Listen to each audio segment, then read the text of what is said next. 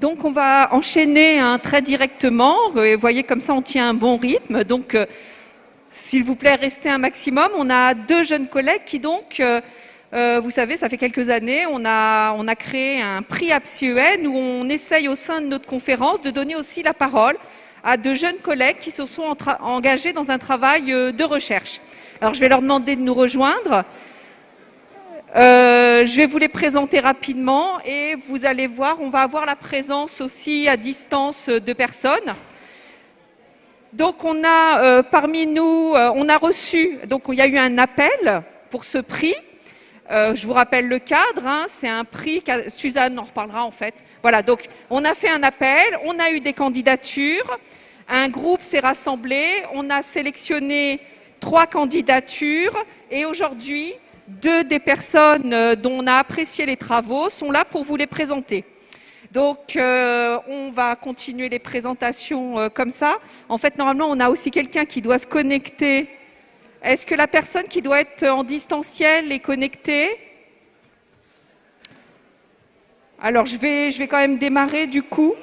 Donc, ce prix... C'est en cours et on est en train de l'apercevoir. Donc, ce prix, c'est vrai qu'on a voulu le créer dans l'objectif qu'il soit aussi un espace de discussion entre la pratique, la recherche et l'institution. Donc vous allez avoir Madame Frédérique Wexler, qui est inspectrice générale de l'éducation nationale, qui va nous rejoindre à distance et qui va dire un mot. Suzanne Bultel, que je reviendrai un petit peu parce que j'ai un petit mot particulier pour elle, donc je reviendrai.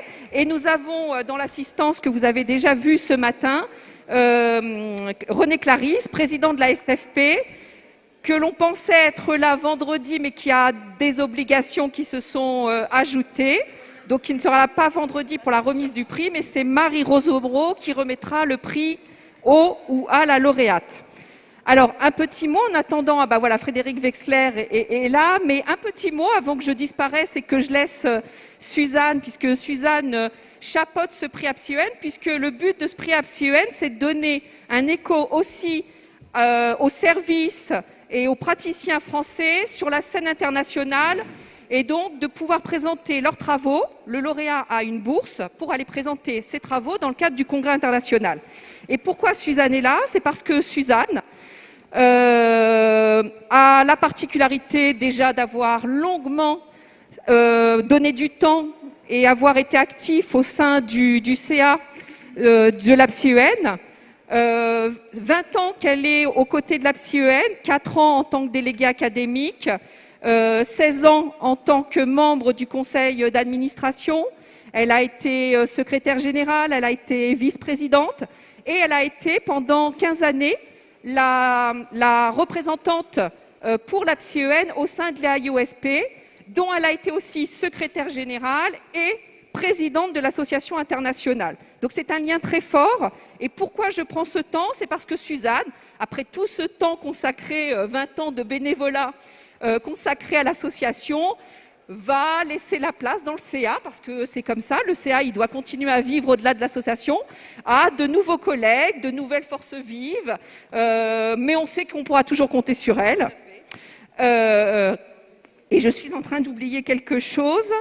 Ah oui, soulignons aussi que Suzanne avait, puisqu'en tant qu'inspectrice de l'éducation nationale, elle avait souhaité réactiver une association d'inspecteurs de l'éducation nationale chargée de l'information et de l'orientation. Elle avait pris ce dossier en main pendant 8 années pendant lesquelles les liens s'étaient un peu, en tout cas le dialogue s'était un peu réinstallé entre les INIO et notre corps. Les choses se passent autrement, la suite se passe autrement, mais encore merci. Merci Suzanne. Je pense qu'on peut tous la remercier pour tout le temps et la patience. Merci. Merci beaucoup. Et je te laisse la parole pour ce prix. Et bonjour Frédéric, bonjour Madame Wexler. Oui, bonjour Sylvia Missy, bonjour Suzanne, que je connais depuis tant d'années, avec laquelle on a travaillé, on était complices dans la même promo du UNIO et depuis on ne s'est pas quittés. Voilà.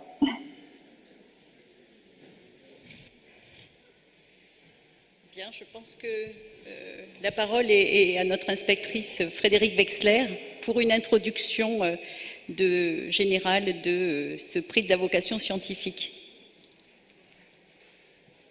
Chers collègues, j'espère qu'on m'entend bien.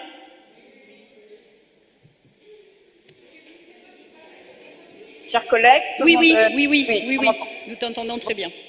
Très bien. C'est un grand plaisir d'être là, même en distanciel parmi vous. Je regrette vivement de ne pas avoir pu être présent parce que je trouve que c'est différent de se rencontrer aussi au déjeuner, dans les couloirs, d'avoir toutes ces discussions informelles qui font le thème de la vie. Mais c'est déjà très bien de pouvoir nous retrouver. J'ai un souvenir très précis quand j'étais élève conseillère d'orientation de ces journées qui à l'époque étaient journées de la COS, que c'était à Annecy, la première fois que j'y suis allée. Et je me souviens très bien de ce bonheur à la fois intellectuel, professionnel, humain que j'avais ressenti. Donc je suis très honorée d'être parmi vous aujourd'hui et de pouvoir introduire ce prix de la vocation scientifique. Alors l'orientation, c'est un terme très polysémique parce qu'il se trouve au croisement de plusieurs problématiques et donc forcément de travaux universitaires dans des domaines différents. Si on s'en tient à l'orientation scolaire et professionnelle, c'est un objet d'étude dans de nombreux champs disciplinaires, psychologiques, social, pédagogiques, anthropologiques, économiques, neurocognitifs, ethnologiques et j'en passe bien entendu. Et beaucoup de travaux scientifiques en fait ont irrigué les évolutions que nous avons connues, en tout cas des personnes comme moi qui sont depuis longtemps dans le système exécutif, les évolutions dans le domaine de l'orientation et conduisent vraiment la plupart du temps en interaction avec des acteurs de terrain, tout particulièrement des psychologues de l'éducation nationale, qui les ont portés, diffusés, utilisés. Et les psychologues de l'éducation nationale, j'en suis témoin, ont été souvent des pionniers, que ce soit sur la notion de parcours, sur la notion de détermination, comme dans la recommandation européenne de 2008, d'éducation à l'orientation, au choix, etc. Et c'est vraiment important pour des gens de ma génération de voir à quel point ces concepts que nous avons portés, ces démarches que nous avons portées de façon effectivement très anticipatrice, diffusent maintenant dans le cadre national, mais bien entendu aussi international. Les conférences et débats qui se déroulent chaque année dans le cadre de ces journées d'études témoignent d'ailleurs des liens étroits entre pratique des terrains et éclairage théorique et le rôle particulier que les psychologues de l'éducation nationale y jouent. Le prix de la vocation scientifique, qui a pour objectif d'inviter des chercheuses et des chercheurs débutants à partager leur prix de leur réflexion, permet... Frédéric, pardonnez-moi cette interruption, mais on me faisait signe qu'il y avait des difficultés à entendre Frédérique Wexler, à la comprendre, oui. Y a-t-il possibilité d'améliorer En fait, la qualité de la transmission ne le permet pas. Je pense que peut-être qu'on peut essayer de faire plus de silence un petit peu dans la salle pour essayer de comprendre, parce que malheureusement, techniquement, on ne peut pas faire mieux. Oui, donc pardon, on va reprendre. Est-ce que je poursuis ou est-ce qu'il faut que je reprenne au départ ?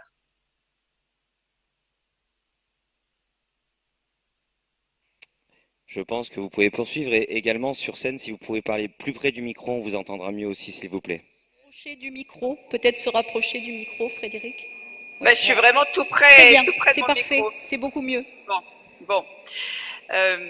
Donc j'ai souligné que les conférences et débats qui se déroulent chaque année à l'occasion des Journées nationales d'études de la PsyEN témoignent des liens étroits entre les pratiques de terrain et les éclairages théoriques. Depuis 1 an et demi, une épidémie bouleverse nos repères et nos équilibres individuels et collectifs. Crée une situation planétaire dans une communauté de destin et de dessein, selon l'expression qu'on emploie souvent, en même temps qu'elle réactive les frontières. Et c'est finalement ce vécu paradoxal que nous partageons les uns les autres. Cette situation nous incite à nous reposer des questions essentielles et existentielles. Celle de notre responsabilité individuelle et collective et de notre capacité d'agir en tant qu'humain. Quelles conséquences sur moi et sur les autres ont mes actes, y compris mon engagement professionnel? La question également de notre hiérarchie de valeurs et au fond du principe d'orientation qui dirige notre vie et nous conduit à faire des choix tels Descartes perdu dans la forêt. Je vous rappelle ce que Descartes explique. Il recommande aux voyageurs qui se seraient égarés en forêt de ne pas errer en tournoyant, ni de rester immobile, mais de marcher le plus droit possible dans une direction et de n'en point changer, qu'il indique, pour de faibles raisons, même si au départ c'est le hasard qui l'a déterminé à choisir. Il n'est pas question d'entêtement, il est question de ne pas se laisser décourager pour de faibles raisons. Je pense que nous comprenons tous par notre expérience ce qu'il veut signifier par là. Ce que dit Descartes, c'est que par ce moyen, si le voyageur ne va pas justement où il pensait désirer au départ, il arrivera quelque part où vraisemblablement il sera mieux que dans le milieu d'une forêt. Il faut se souvenir que, à l'époque de Descartes, la forêt était considérée comme une zone dangereuse, une zone de non-droit où il pouvait y avoir des brigands. Et donc, c'était un peu aussi le symbole de quelque chose d'obscur. Et comme le dit le philosophe Pierre Macheret, finalement, pour Descartes, ce qu'il faut, c'est prendre le parti de se battre quand même. Et il me semble que, aussi bien au niveau de l'épidémie dont je parlais que de l'histoire des services d'orientation, nous comprenons bien ce que veut dire se battre quand même. Comme le souligne Pierre Macheret, penser, vivre, connaître, agir, exister, en fait, c'est se confronter en permanence à des problèmes d'orientation. Et à l'arrière de ceux-ci, au dilemme qui passe entre le fait de s'orienter et celui d'être orienté. En fait, auquel se ramène le débat de toute vie qui est entre déterminisme et liberté. Et on voit l'importance réelle et symbolique des services d'orientation dans le système éducatif sur ces dimensions. L'orientation nous renvoie à ces questions fondamentales, des degrés de liberté, de la marge de manœuvre dont dispose chacun pour construire son itinéraire, qui est le fruit de compositions complexes. En tant que professionnels, il s'agit de décider comment nous agissons individuellement et collectivement pour que l'orientation soit vraiment un chemin d'émancipation. Cela nous conduit à nous interroger sur la contribution de l'accompagnement des parcours auxquels nous participons, à la réduction des écarts de destin liés aux origines socio-économiques, géographiques, etc., afin que chaque enfant, chaque personne puisse orienter sa vie. L'émancipation, c'est pas un savoir qu'on peut posséder, une connaissance qui fait que l'on est éclairé. Mais depuis les dimensions les plus intimes, en passant par les espaces de plus en plus sociaux, la production d'une pensée qui nous rend actifs, c'est une conquête progressive. L'entretien de conseil et plus largement l'accompagnement favorise cette démarche réflexive et émancipatrice. Des jeunes, en les conduisant, on essaye de les conduire à mettre en perspective leur manière habituelle, comme le dit Jean Dichard, de se rapporter à eux-mêmes, aux autres, aux objets de leur monde. Au sein du système éducatif, les psychologues de l'éducation nationale en sont des acteurs centraux. En mettant à distance influences, représentations, stéréotypes qui sont projetés par l'entourage sur chaque enfant, sur chaque jeune, nous l'encourageons à se décaler pour s'affranchir, comme le disait Alain Touraine. Les projets retenus par la CIEN cette année pour le prix de la vocation scientifique nous invitent à poser des événements, des situations comme des problèmes à résoudre. Par exemple, les migrants, qu'ils soient géographiques, transfuges de classe, on parle beaucoup actuellement de méritocratie, de la méritocratie, il y a beaucoup d'ouvrages qui sont sortis sur ce sujet à cette rentrée, nous renvoient à la question « Qu'est-ce qu'être un habitant de quelque part ?» Et donc à la phrase attribuée à Sénèque, citée par Sénèque, mais attribuée aussi à Socrate, « Ma naissance ne m'attache pas à un seul recoin, l'univers entier m'apathie. » La recherche que vous avez sélectionnée consacrée à la mobilité ultramarine permet d'interroger les déterminants qui peuvent contribuer à une intention de départ, et donc plus largement ceux sur lesquels nous pouvons agir pour permettre de passer des frontières, que ces frontières soient mentales, qu'elles soient géographiques, économiques, etc. Et nous avons tous des cartographies intérieures et collectives qui peuvent constituer soit des repères et aider à avancer dans les parcours, mais qui peuvent aussi dessiner des frontières. Dans ce domaine, je pense bien sûr aux travaux de Levy, de Ricoeur, de Bourdieu, de Fioretta, de Zimmermann, de Mullet et bien d'autres. Et cette recherche s'appuie, comme je l'ai pu le constater, sur un certain nombre de recherches, mais elle va prendre aussi un angle différent qui va considérablement l'enrichir. L'étude consacrée à la place des CIO, qui doit être pensée PAN-CE, mais aussi pensée PEN-CE, pose des questions présentes dans tout parcours d'orientation. La dualité entre orienté et s'orienter dont j'ai parlé, le sens qu'on donne à son parcours, aux directions, à l'orientation qu'on choisit. Ce travail de recherche interroge également, comme c'est constaté, la fonction de temporisation, qui permet la pensée de façon symbolique et qui, là encore, constitue autant une démarche individuelle que collective. Penser, c'est s'occuper des problèmes de son époque, disait Isabelle Frenger. Et les références sont encore multiples dans ce domaine, depuis l'Antiquité, Marc Aurèle, mais en passant bien sûr par Bourdieu, Dumas, Laë, Quignou et tant d'autres. Le troisième projet, il me paraît tout aussi passionnant, il porte sur la place des parents dans l'accompagnement à l'orientation et tout particulièrement la dynamique d'engagement parental dans ce processus d'orientation, dont on sait à la fois combien elle peut être complexe, combien l'école a du mal à prendre en compte aussi, à tenir compte de cette dynamique d'engagement des parents. Beaucoup de références là encore, Barber, Bouchard, Masson, mais cette recherche l'aborde également sous un angle renouvelé. Je suis impatiente pour ces trois travaux d'en savoir plus et d'en connaître plus. S'orienter, c'est avoir le souci de soi, c'est s'attacher au gouvernement de soi, disait Michel Foucault. Mais nous savons aussi, et cette pandémie le démontre largement, nous avions besoin encore de cette démonstration, que le souci de soi rejoint forcément celui d'autrui, et que notamment des plus vulnérables, puisque nous nous trouvons confrontés de fait à une interdépendance, et là, une interdépendance mondiale. Et Spinoza ajoutait, au propos de Michel Foucault, ou plutôt avant, précédé, mais en tout cas les compléter, quand chaque homme cherche le plus ce qui est utile à lui-même, alors les hommes sont le plus utiles les uns aux autres. Les parcours singuliers, en cessant d'être seulement vus sous l'angle individuel, deviennent des objets de pensée et d'étude, et donc d'évolution et de transformation de nos pratiques et du système éducatif. J'adresse toutes mes félicitations à ces trois chercheuses et chercheurs et je les encourage dans leurs travaux. Je remercie encore la CIEN pour cette invitation parce que c'était un grand plaisir de partager ce moment avec vous et je vais écouter la suite avec attention. Et puis j'aurais un petit mot pour une personne qui nous a quittés au début de la Covid, qui est mort d'ailleurs de la Covid, Guy Terck. Il y a un chercheur qui a beaucoup travaillé sur ces questions d'orientation, qui avait piloté le séminaire de l'UNESCO sur ces questions avec lequel j'ai eu beaucoup de plaisir à travailler. Et puis, il nous a quittés, mais ses travaux sont aussi très importants et continuent à irriguer nos réflexions, nos pensées. Je tenais à l'assister à ce moment. Voilà, je vous remercie. Je vous souhaite une bonne suite de ces journées d'études. Et puis, je vais écouter avec attention mon amie Suzanne Bultel et puis, bien sûr, les chercheurs présenter leurs travaux. Merci à tous et j'espère que mes propos ont été audibles et j'espère que l'année prochaine, je pourrai partager physiquement ces moments avec vous.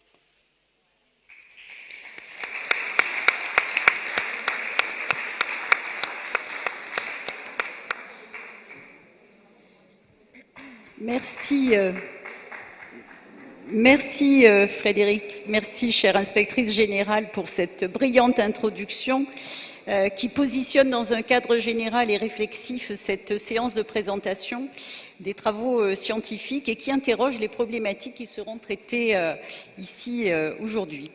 Je voudrais en quelques mots faire peut-être un petit historique de ce prix qui somme toute est assez jeune puisqu'il n'a que 5 ans. Et dans un deuxième temps, vous présenter l'organisation de ce prix. Alors, il y a 5 ans, le conseil d'administration de la COP France, à l'époque, la PSIEN aujourd'hui, se posait la question, souhaitait chercher des réalisations, des projets qui nous permettent de renforcer les liens avec l'université, de renforcer ce qui a toujours été dans l'histoire de la COP France, ce lien entre recherche et pratique, mais aussi peut-être renforcer les liens, les échanges, les communications, et puis mieux travailler avec nos stagiaires. Toutes ces questions-là, donc, qui se posaient et sur lesquelles nous souhaitions travailler. Et donc, parmi les propositions qui avaient été étudiées à l'époque, j'avais proposé donc de mettre en place des rencontres où seraient présentés des travaux scientifiques sur lesquels nous pourrions débattre, échanger, discuter. Donc il s'agissait évidemment de rapprocher recherche et pratique, mais en impliquant les adhérents de l'association de façon importante. À l'époque, j'étais présidente de l'AIOSP, l'Association internationale de l'orientation scolaire et professionnelle, comme le disait Sylvie. Et ce que nous faisions régulièrement, c'est que nous présentions des posters qui présentaient l'organisation de l'orientation, le travail des psychologues en France et les valeurs portées, la façon de travailler. Mais nous n'avions... Alors évidemment, il y a des enseignants, chercheurs français qui viennent faire des présentations aussi lors de ces congrès internationaux.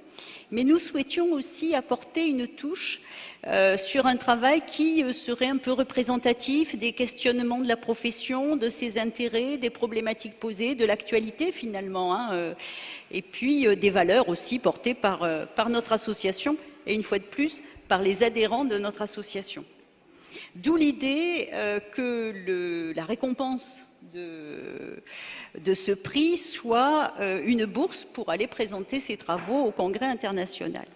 Et puis, dans un deuxième temps, a été proposée aussi l'idée que ces travaux puissent être publiés dans Questions d'orientation, que vous connaissez tous, et qui renforce encore la visibilité pour les collègues qui ne participent pas au JNE, mais aussi de façon générale pouvoir garder comme ça des ressources.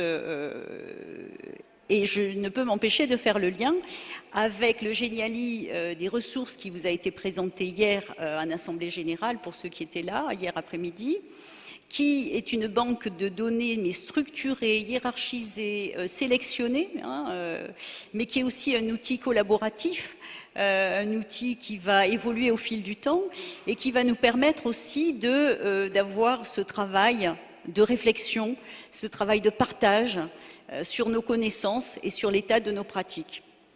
Donc on retrouve toujours cet état d'esprit et c'est vraiment ce prix s'inscrit dans, je dirais, l'histoire de notre association et dans sa volonté d'étayer nos pratiques sur une réflexion, sur un travail collectif et partagé.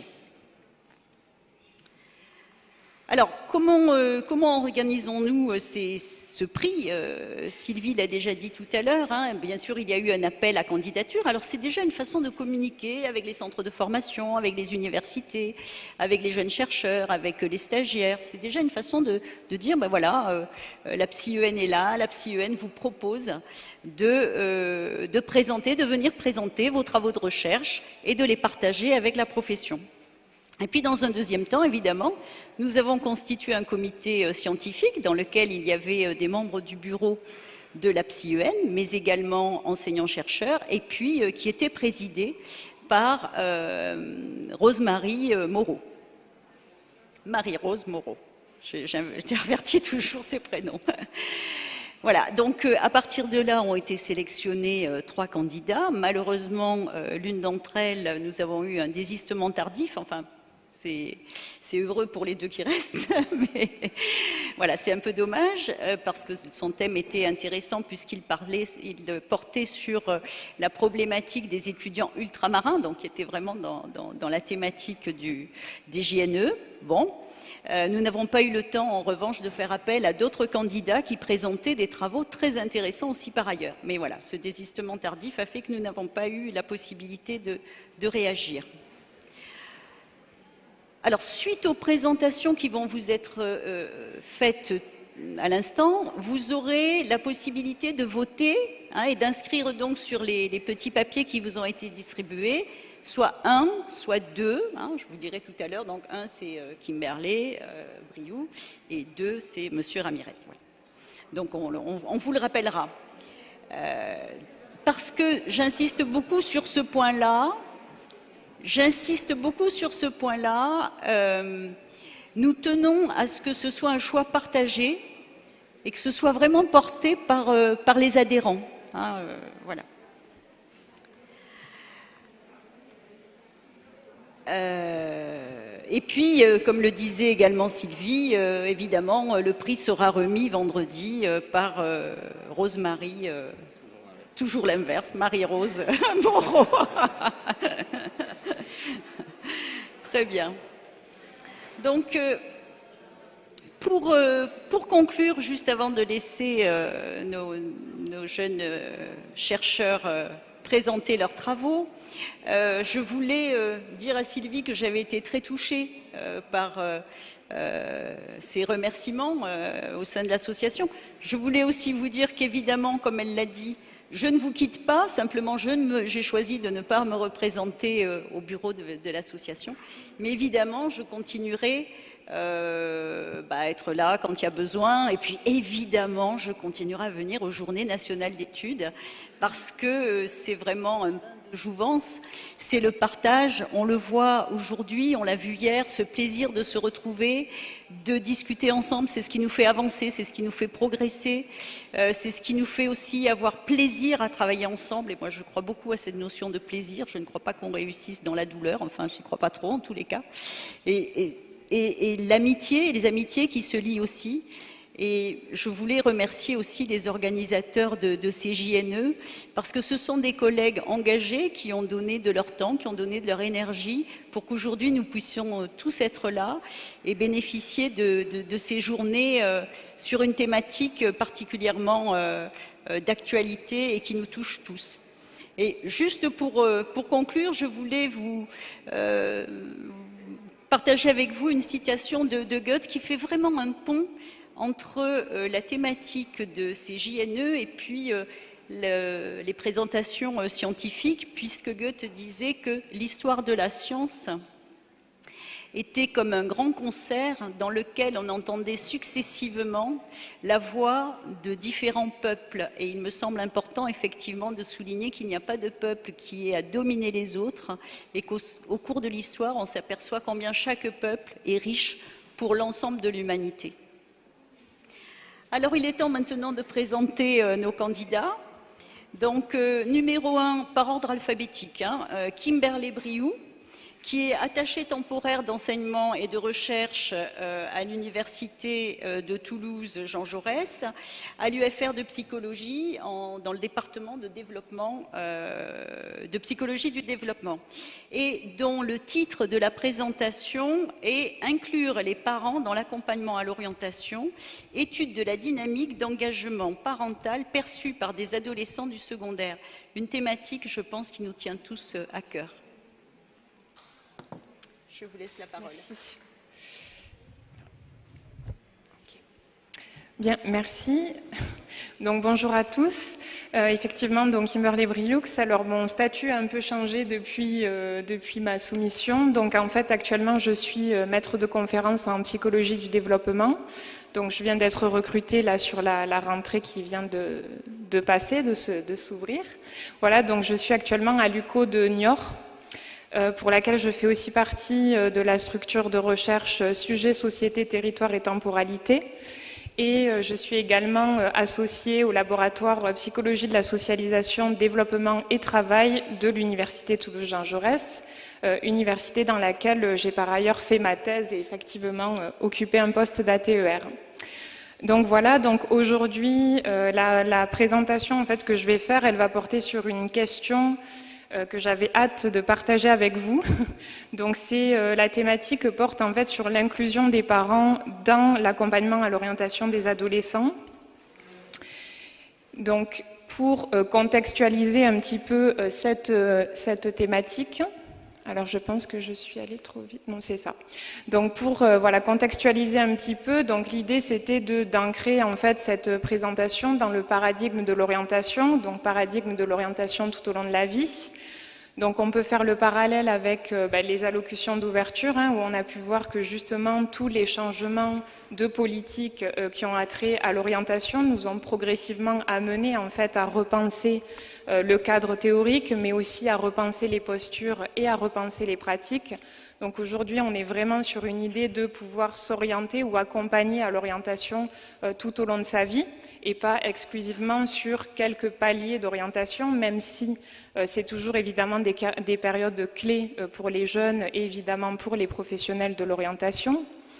Donc ce processus, évidemment, pour être accompagné, il va sous-tendre le développement et la mobilisation de compétences spécifiques qu'on va commencer à nommer, et on fait le parallèle encore avec les discours de ce matin, les compétences justement à s'orienter.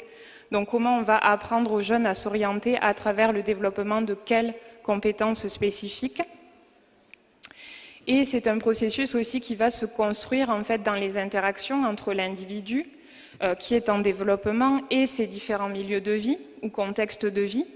Et notamment ici, ce qui va nous occuper, c'est le milieu familial qui évidemment détient une place majeure donc dans l'orientation, dans les transitions aussi, donc notamment les transitions qui vont intervenir entre les mondes scolaires, donc transition du collège au lycée, du lycée à l'université par exemple, ou encore les transitions vers le monde professionnel, voilà, une fois qu'on obtient ensuite son diplôme.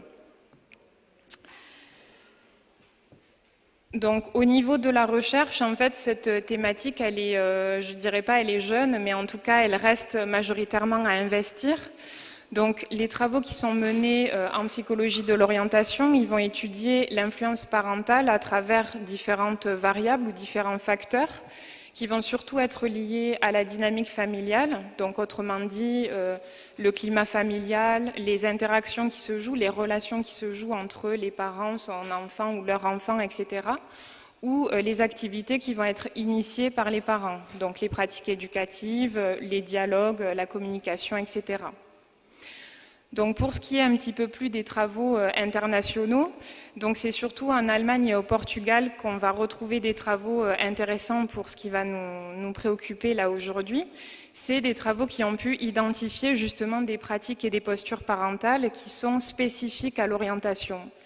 Et jusqu'à présent, c'est ce qui nous manquait un peu, c'est-à-dire de pouvoir contextualiser ces pratiques-là au processus d'orientation. Donc, qu'est-ce que les parents vont mettre en place concrètement pour accompagner finalement le jeune?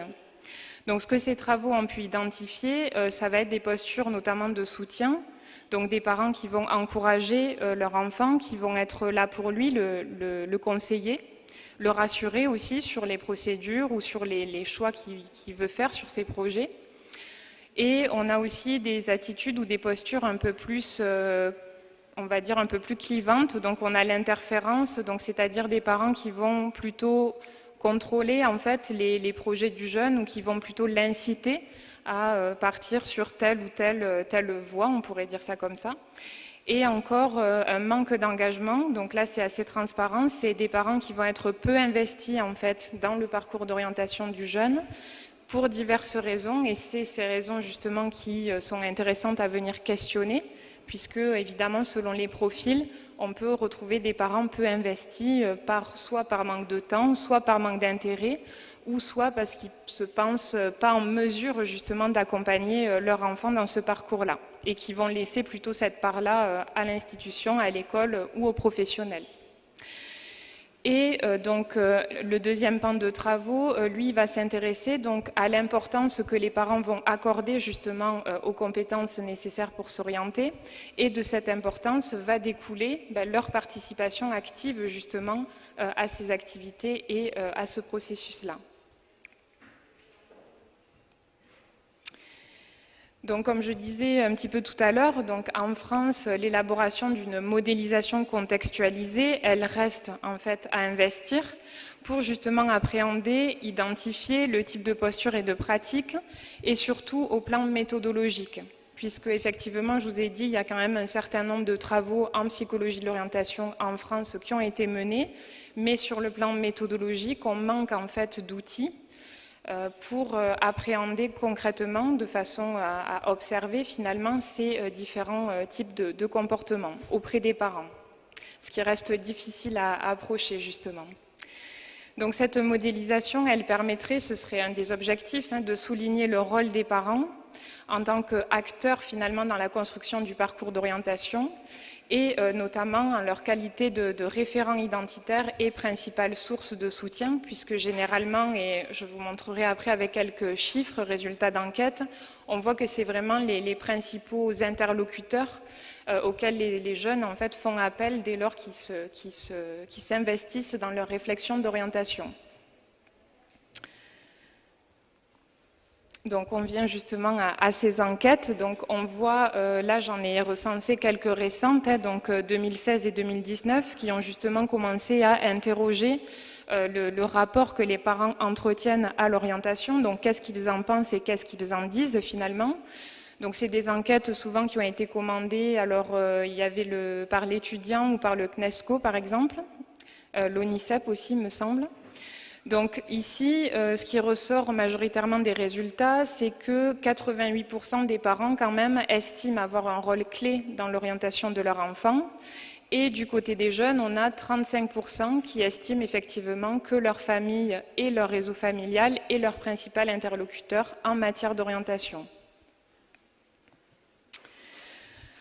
Donc ce qu'on voit au niveau par exemple des sources d'information, c'est que globalement les parents ils se sentent bien informés, donc bien informés surtout par les établissements, donc collège, lycée, université. Aussi lorsqu'ils vont pouvoir assister ou participer avec le jeune aux journées portes ouvertes. Et également, on retrouve une forte information de la part des équipes éducatives, donc notamment voilà, les réunions que les établissements peuvent organiser ou les rendez-vous qui sont initiés par les professeurs principaux notamment. Alors, que suscite l'orientation du point de vue des parents? Donc là, on voit qu'effectivement, à 96%, ça nourrit des interrogations, ça nourrit beaucoup d'inquiétudes, mais aussi beaucoup de stress. Donc c'est pour ça que c'est aussi important à questionner du côté des parents et pas que du côté du jeune, même si ça se recoupe. Et au niveau justement de ces difficultés qui peuvent être perçues, on a une majorité des parents qui vont nous expliquer, ou qui vont nous dire en tout cas que les difficultés elles se retrouvent dans le fait de renseigner leur enfant sur soit les formations, soit les métiers ou le procédure à suivre par exemple, à les conseiller mais aussi à les rassurer et à les encourager dans leurs projets.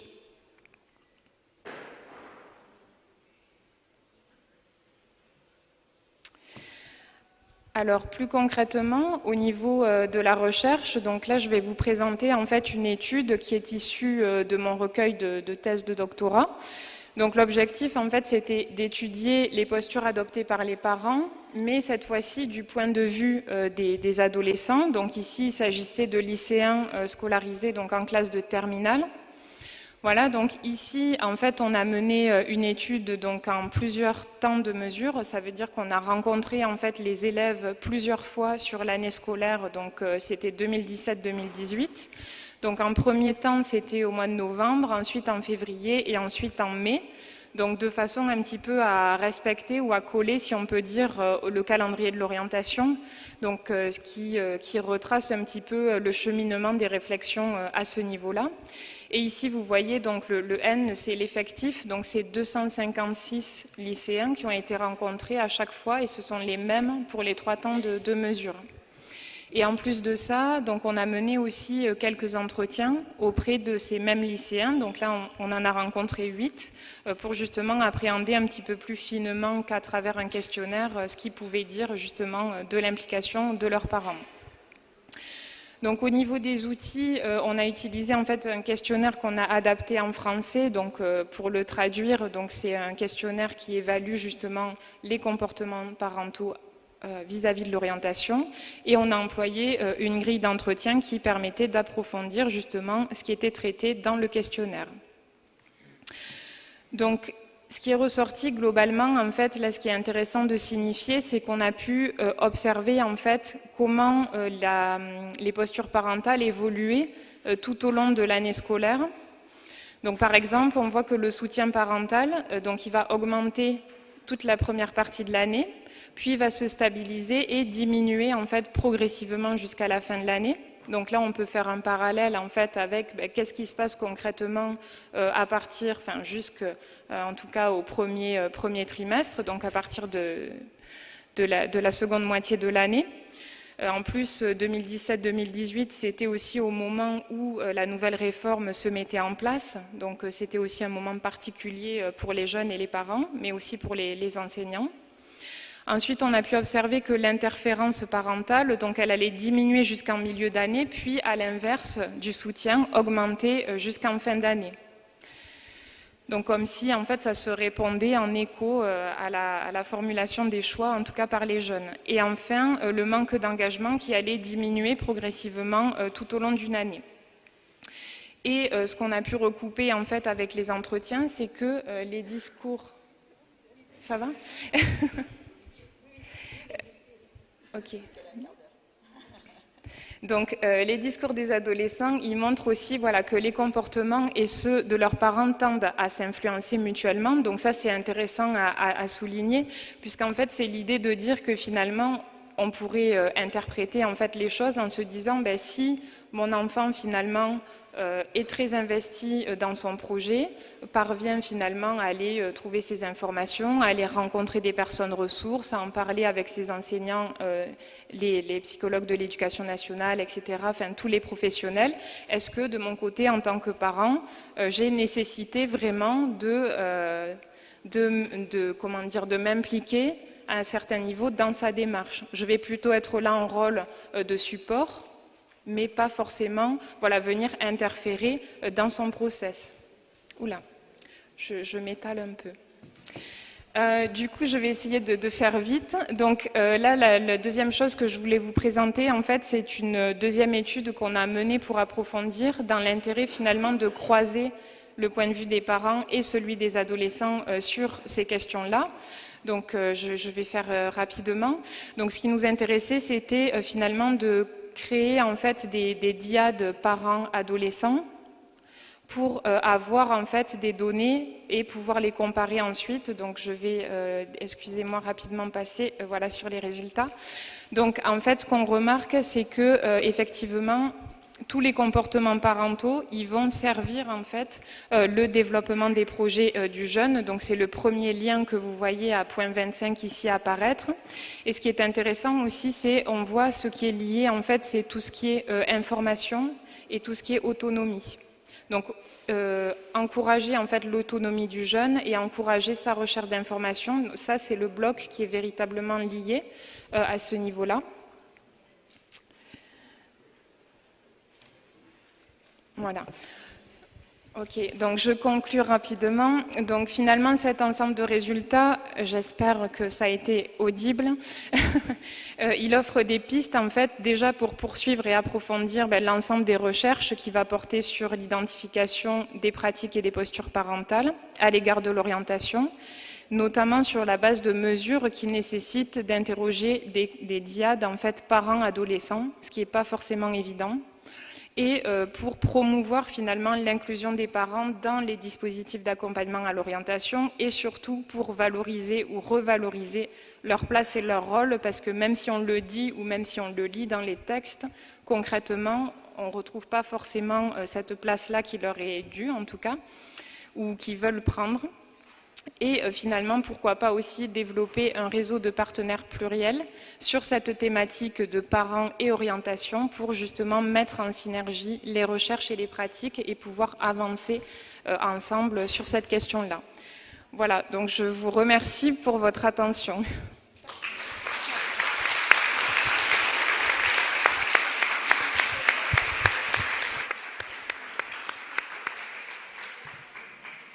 Merci à Kimberley Briou. Maintenant, donc, alors, pour ce qui concerne les questions, bien évidemment, vous aurez la possibilité d'en poser, mais on prévoit que ce soit à l'issue des deux présentations. Donc maintenant, Monsieur Quentin Ramirez, qui est psychosociologue clinicien et qui nous présente une thématique également très prégnante et très intéressante et d'actualité, c'est le moins que l'on puisse dire, puisque sa recherche porte sur les CIO comme électrons libres de l'éducation nationale. 2 points, une place attaquée qui doit être pensée, P-A-N-S et E. Voilà, point d'interrogation. Je laisse la parole à Monsieur Ramirez. Ah oui, tac. Oui. Alors, c'est bon, tout le monde m'entend, parce que j'ai pas l'habitude du micro. Bonjour à toutes et à tous.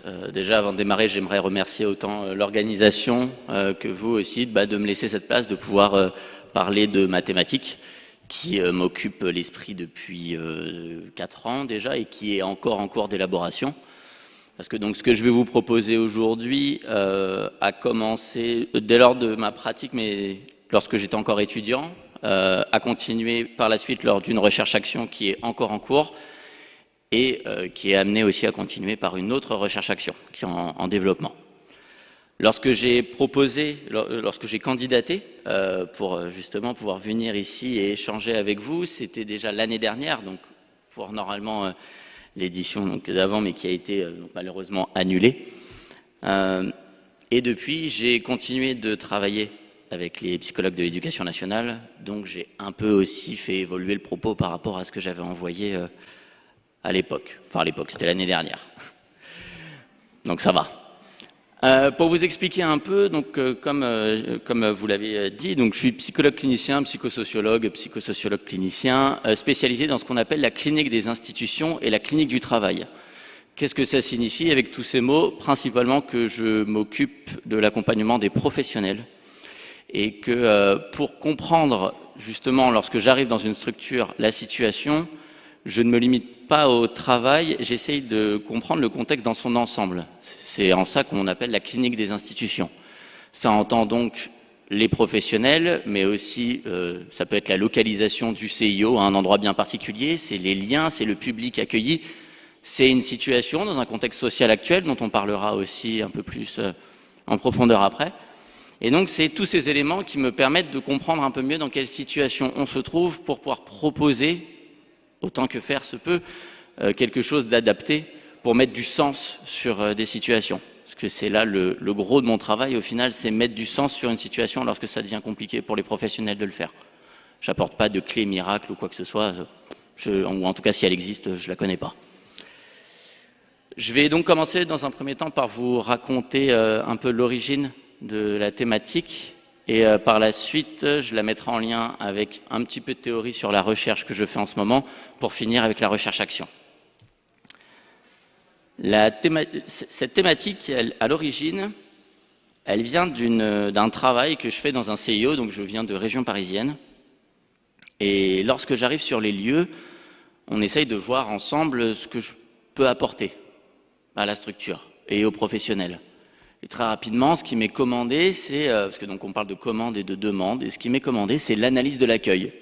Génial, on peut pas faire, enfin c'est vague, l'analyse de l'accueil, mais moi forcément, je le comprends dans l'accueil des jeunes, des parents, même des professionnels en reconversion, etc. Je ne sais pas encore exactement. Mais, en tout cas, de la part du CIO, il n'y a pas de demande particulière, enfin, selon eux. C'est juste analyse de l'accueil. J'entame donc une période d'observation, un peu naïve, où je vais demander à tous les professionnels exactement c'est quoi leur travail, comment est-ce que ça se passe, je vais assister à des réunions, je vais observer d'un point de vue extérieur ce qui s'y passe. Et un jour, mais vraiment ça arrive comme ça, comme un cheveu sur la soupe, on me parle d'une fusion entre 2 CIO. Comme quoi le CIO voisin est menacé de fermeture.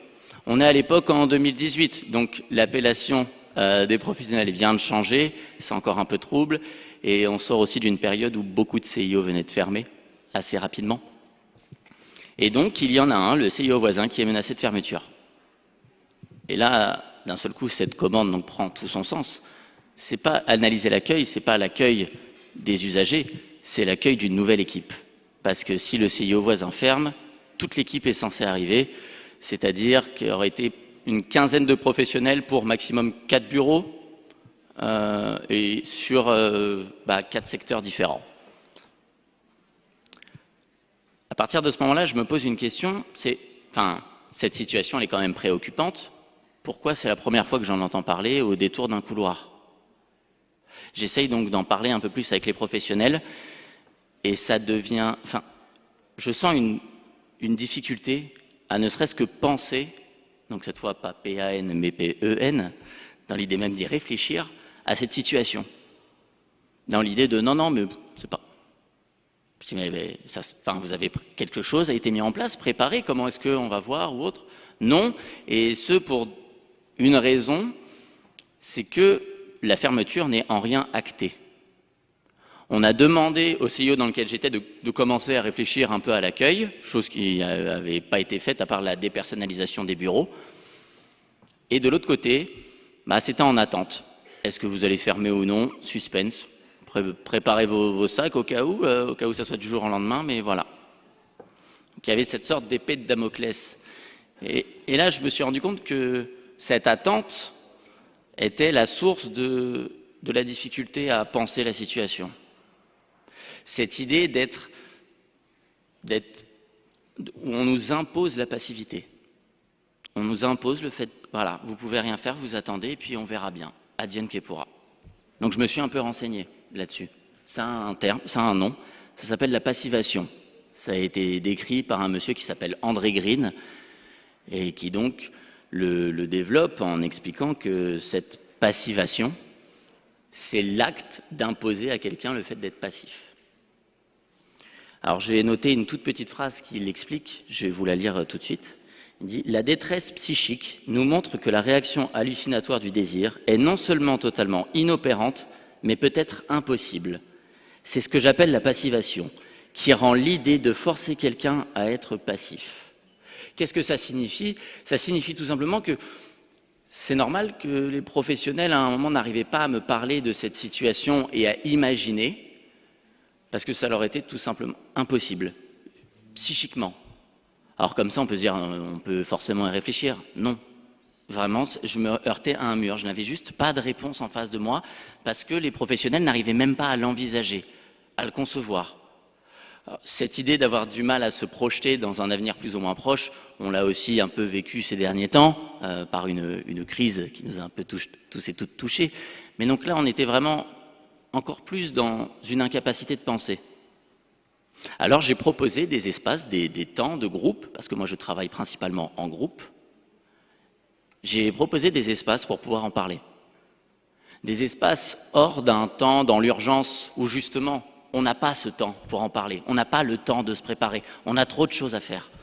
Donc j'ai mis en place des temps que j'ai appelés espaces d'échange et de réflexion, voilà, tout simplement. Pas besoin de parler de groupe d'analyse de la pratique ou quoi que ce soit, non, espace d'échange et de réflexion pour en parler. Le premier, je l'avais nommé sur justement le changement d'appellation, donc passant de COP à peine. Le deuxième, c'était sur l'analyse de qu'est-ce que l'accueil. Et le dernier, c'était sur que sont ces temps ensemble. Lorsque j'ai annoncé ces groupes, j'ai eu une résistance assez intéressante qui m'a aussi confirmé qu'il y avait cette difficulté-là de penser. Elle a été verbalisée. Mais le professionnel en question ne s'en est pas rendu compte, c'était pas volontaire. Il a fait il a été le porte-parole, comme le nomme René Caès dans les fonctions phoriques. Et il m'a dit ces mots que j'ai notés. En parler ne sert à rien. Il faut attendre que cela ait eu lieu pour ensuite se préparer. Assez contradictoire, assez paradoxal.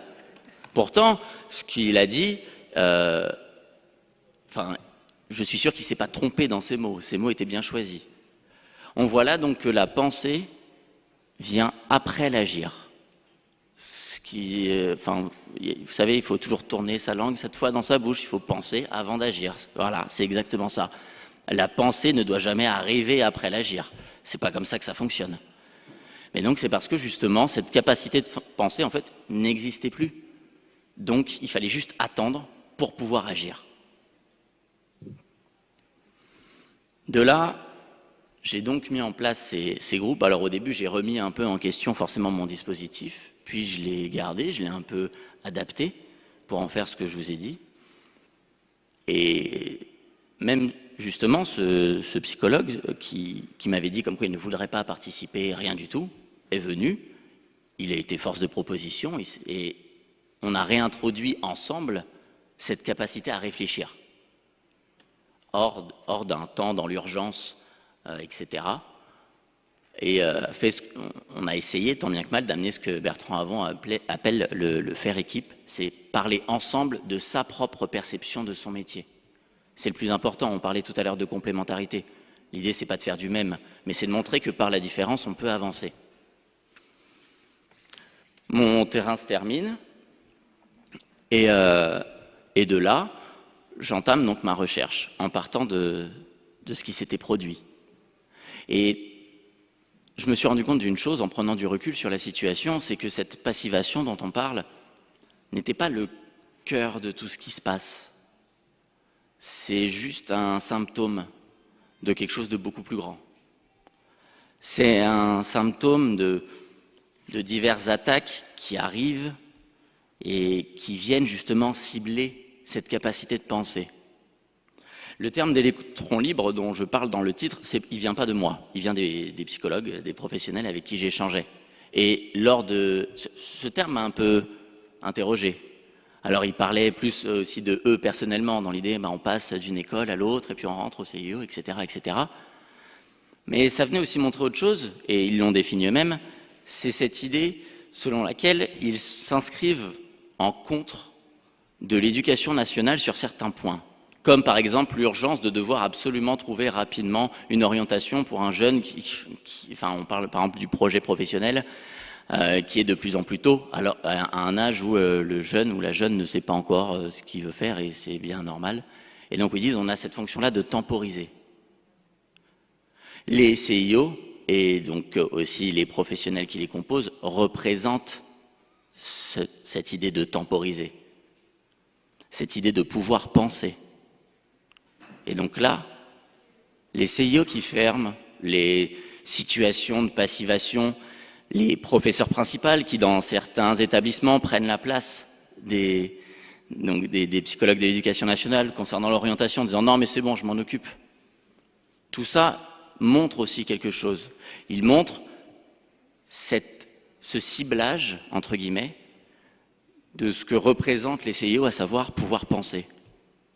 Alors d'où ça vient ça? Entre autres, moi de ce que j'en ai compris aussi, c'est en tant que psychosociologue, je m'intéresse aussi beaucoup aux mouvements sociaux de base. Et ça vient aussi de la société dans laquelle on est actuellement, qui, si un jour vous voulez vous y intéresser, vous verrez c'est très intéressant. Nous sommes dans ce qu'on appelle l'hypermodernité. Et c'est cette idée, vous savez, tout va toujours plus vite, on veut l'instantané, on veut tout de suite, et on est dans l'urgence, donc constamment. On évolue, on ne s'arrête jamais d'évoluer, on ne prend plus le temps de se poser parce qu'on ne l'a plus. On rentre un peu dans un culte de l'urgence. Et donc, la pensée est la première chose qui permet de prendre le temps. Donc, si on essaye d'enlever, ou du moins de rendre incapacitante cette idée-là de pouvoir penser, on rentre dans cette dynamique-là.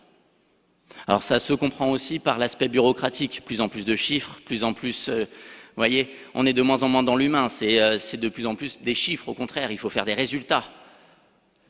Cette recherche, j'ai failli la nommer « Un être humain ne se limite pas au chiffre 1 », parce que c'est pas comme ça, dans l'accompagnement, dans le médico-social, dans l'accompagnement de l'autre, on ne peut pas le résumer juste à un chiffre, c'est tout le monde 10 minutes quoi qu'il arrive. Non, c'est pas comme ça que ça peut fonctionner.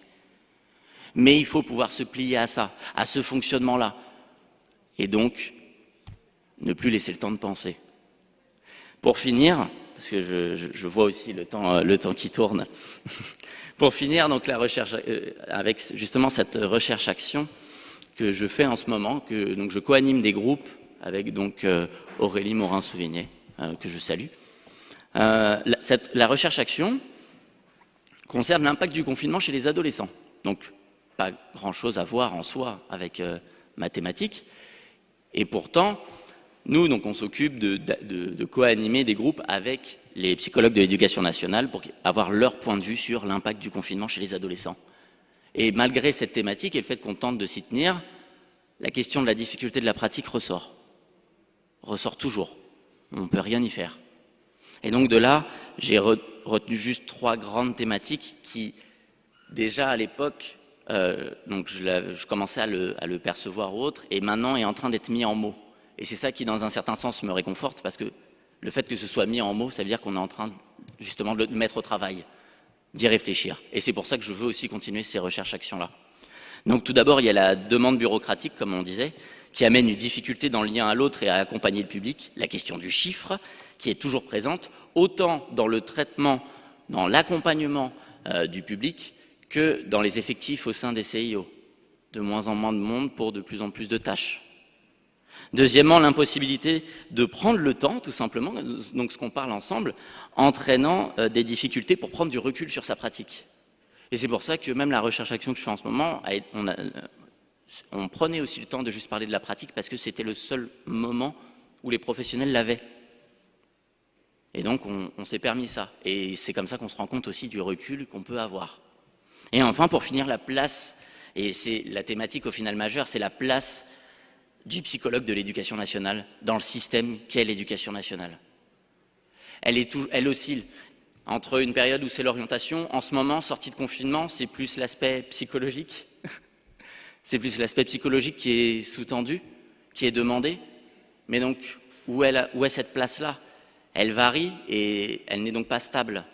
Et c'est ça qui a besoin d'être mis au travail, pour justement trouver cette identité-là. Et c'est ça aussi, je pense, au final, le cœur de mon métier, c'est pouvoir parler avec les professionnels. Quel est votre métier? Qui êtes-vous? Merci à vous.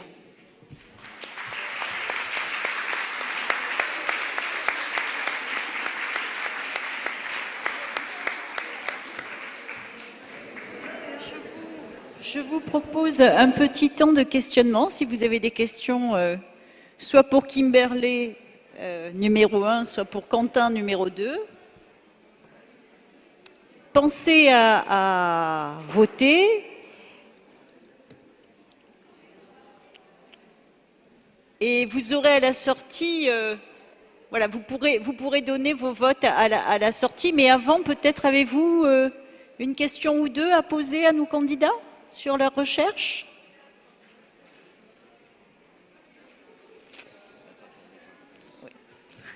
Bon, je prends cela comme ce que j'ai pu constater, à savoir que les présentations étaient très claires. Oui, il y en a une, pardon.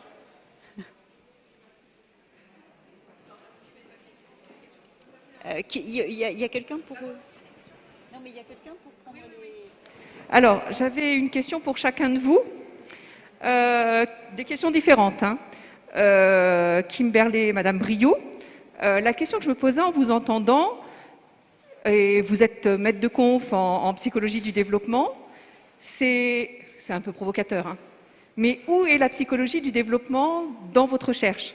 Parce que ce que j'ai vu, ce que vous nous avez présenté, en tout cas en chiffres, je suis provocante, c'est volontaire, on est là pour avancer, ressemblait presque plus à un travail de sociologue.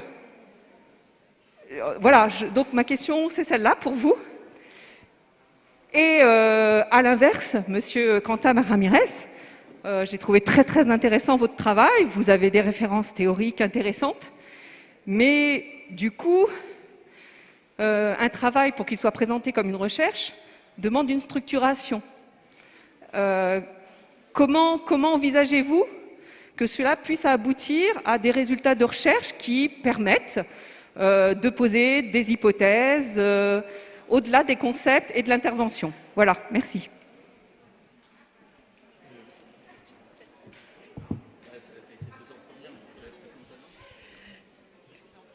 Ok. Oui, donc merci pour cette question. Alors effectivement, alors travail de sociologue, je ne sais pas, mais en tout cas travail de contextualisation certainement et de rapprochement du terrain, en tout cas pour montrer finalement des éléments clés qui ressortent des enquêtes qui ont été menées surtout auprès des parents, ce qu'on ne retrouve pas dans la littérature scientifique. C'est pour ça que je suis allée les chercher dans les rapports d'enquête finalement, voilà, d'où ce travail, pour un petit peu ramener du concret finalement. Et où est la psychologie du développement dans tout ça? Alors c'est vrai que là je me suis focalisée surtout sur les parents parce que c'était l'objectif en fait de la présentation, mais la psychologie du développement elle va se retrouver quand on va travailler plus du point de vue des jeunes, donc ce que j'ai pu mais pas assez à approfondir dans cette présentation, j'imagine, puisque je me suis focalisée sur leur représentation des postures parentales. Donc effectivement, je n'ai pas inclus tous les facteurs psychologiques que j'avais pu par ailleurs étudier. Facteurs psychologiques ou psychosociaux d'ailleurs. Et là où se retrouve aussi l'aspect développemental, c'est dans l'idée aussi de pouvoir suivre des cohortes sur plusieurs moments, donc plusieurs points, ce que je vous ai présenté avec l'échantillonnage, la méthodologie, donc suivre les individus sur plusieurs temps dans une année. Et là, effectivement, on a une perspective développementale d'évolution. Donc voilà, je vais essayer de ne pas prendre trop de temps pour répondre. J'espère que ça répond à la question. Merci. Merci. Merci, Monsieur Ramirez. Alors, par rapport à votre question, si vous voulez, par exemple, le premier travail là, dont je parlais, donc, qui a eu lieu il y a 3 ans maintenant, je dirais. En fait, ce qui s'est passé, c'est que lorsque je l'ai terminé, pour moi, c'était terminé. J'avais pour projet déjà de faire de la recherche, mais il fallait tout d'abord que je finisse tout mon parcours universitaire pour pouvoir en faire, mais on me l'avait proposé, etc. Arrivé à la fin de mon M2, je devais donc commencer la recherche et j'ai dit non. J'ai dit non pour une année, déjà parce que je ne m'en sentais pas l'énergie à ce moment-là et je savais que si je m'y engageais, je voulais m'y engager à 100%. Et aussi parce que je voulais un peu plus encore me rapprocher de la pratique. Je me disais, parce que pour moi, une recherche, c'est un lien entre la clinique et la théorie. Et à mon sens, je n'étais pas encore assez en lien avec cette clinique-là. Donc j'ai mis un an de pause, où j'ai uniquement, entre guillemets, travaillé.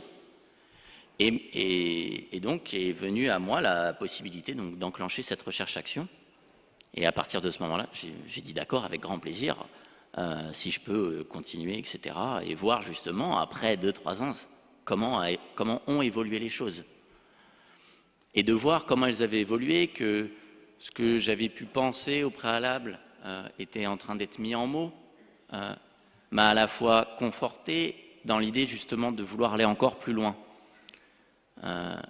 J'ai la possibilité justement de continuer cette recherche-là, autant par les recherches-actions que par mon travail aussi.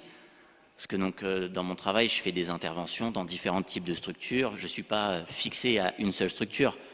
Je travaille beaucoup donc, avec les psychologues de l'éducation nationale, mais aussi beaucoup avec les missions locales, par exemple, plus pour des formations, mais enfin voilà aussi.